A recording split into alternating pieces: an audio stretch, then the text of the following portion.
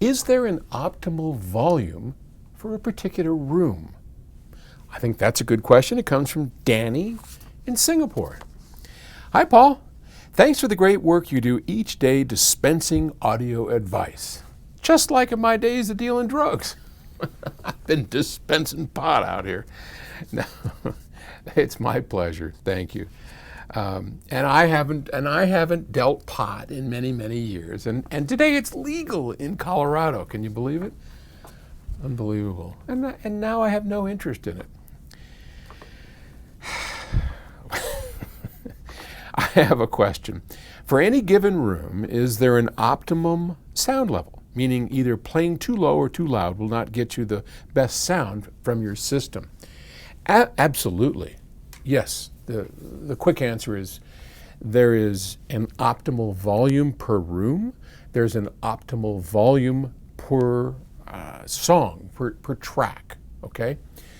And I can't tell you that within a specific room it's 90 dB or 95 dB because so much depends on what's in the room. For example, when we're at a trade show, one of these high-end audio shows, I have to teach the guys, and they all know now, but I mean, years ago, I had to teach everybody to listen for the cues that tell us when the volume is right. Why? Because if more people were in the room, they were absorbing more of that sound, and you had to turn the volume up louder. And fewer people, obviously, lower.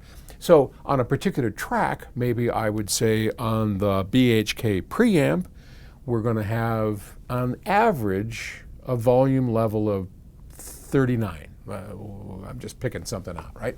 Got a volume level of 39, that's where we start. When it starts playing, I'm going to listen to see how it's reproducing in the room, and if there are too many people, I'm going to crank it up, 40, 41, 42, whatever sounds right. And within any room, whether, obviously larger rooms require higher volumes, smaller rooms, lower volumes, and different tracks, different volumes. I have most of my stuff marked down or memorized so that I know what level to play them at. Teaching people how to know when the volume level is correct is not easy, but it certainly can be done. Some hints that I've given before, and I'll share again: voices and instruments.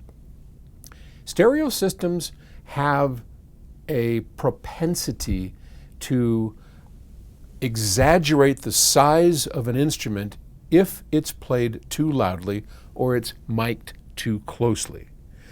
So you can't control the miking, but you can have some favorite discs. And when I listen to tracks, I have my Paul's Picks, which you can look up. I have our Qobuz playlist that you can go look at. And in those tracks, I kind of know within a specific room where it's going to sound best. But I do it based on the size of people's voices and the instruments that they play. And generally speaking, if it's too loud, the instrument or the voice gets too big, and then you want to turn it down to where it gets to be life-size within the room and the number of people that are listening. And that's pretty much it. If it's too small, it's too low. So I hope that helps, Danny, and I'll talk to everybody tomorrow.